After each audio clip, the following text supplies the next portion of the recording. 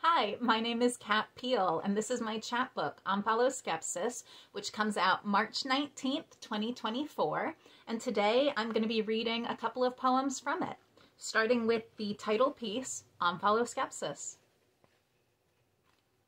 Omphaloskepsis is the art of gazing into one's own navel. Mine is particularly riveting. I sift through the contents on a daily basis, sometimes in hopes of knowing myself better through careful, intentional reflection, sometimes to hide from the emotional toll of simply existing by gazing inward to the only thing over which I have ever had any control.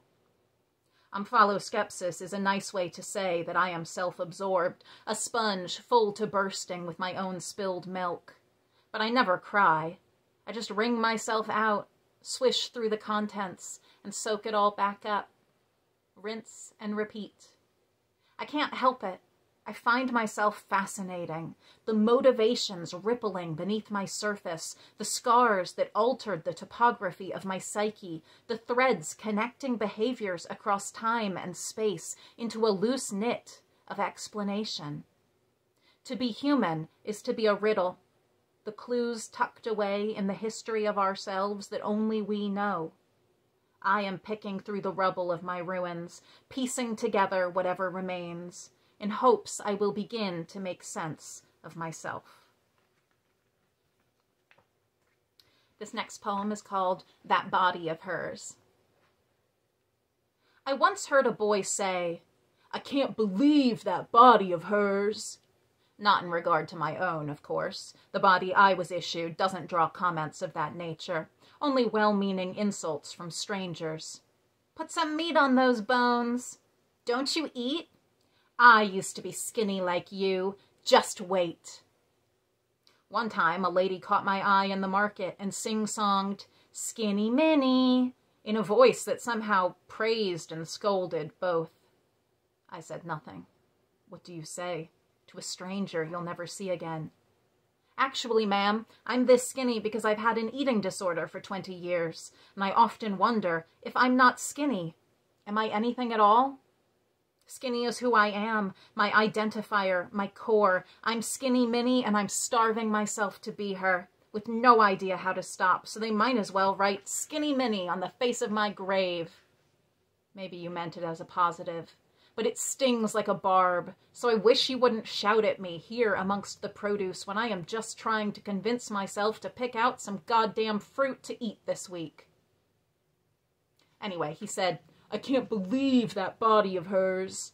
And I loved the idea that a body could be so real, so corporeal, that it could cause you to re-examine everything you knew. What power there would be in a body like that. I've had many bodies in my life so far. Childhood ones I grew in and out of so fast I never really got to know them. Varying degrees of dainty and resilient, always thin. Teenage bodies, surprisingly like the childhood ones, stick straight and knobby, but gangly, brittle, somehow thinner. My body today follows the same trend. Every part of her is hard, sharpness in even the roundest places. Taut skin over weathered bones, a sunken-eyed skeleton. I give her water, sometimes bread, and she performs miracles. 9 years ago, she carried my son for 40 weeks, built him from near nothing, birthed him fully formed with only adrenaline flowing through her veins. Last week, she carried him again when he felt dizzy at the Auburn Mall. From the children's place, down the thoroughfare, 2 laps around Macy's, searching for the exit, and out into the parking garage. 4'6", 70 pounds, up on her hip like he was nothing but a babe. She just keeps going, every single day, for weeks, months, years, on nothing but sheer willpower. You wouldn't know it to look at me, but I can't believe this body of mine. Can't believe the things she's done, nor the things I've done to her. I want to say I love her, but can you love someone and treat them this way?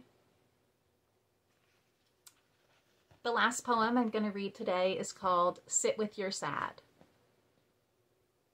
Sit with your sad, my therapist tells me. Her name is Sarah, and she is beautiful and kind and asks the sort of questions that make my skin itch to think about. I tell her my secret shames, the crumbs swept to my darkest corners. I show her the parts that hurt the most, and together we poke the bruises. Sit with your sad, she says, because I only visit my sad places. I never stay. I always leap into the canyon, head first, my cheeks flushed, eyes watering, the hollow place within me thrumming in anticipation of true, deep emotion. But just when I am about to smash open, to splatter my wretched anguish all over the ground for anyone to see, just in time, the whipcord fastened to my ankle snaps tight, and I am jerked violently upward towards the silver lining, the punchline, the self-deprecation. The surge of air dries my tears before they ever leave my eyes. But Sarah says you don't have to dive into grief. You can climb down.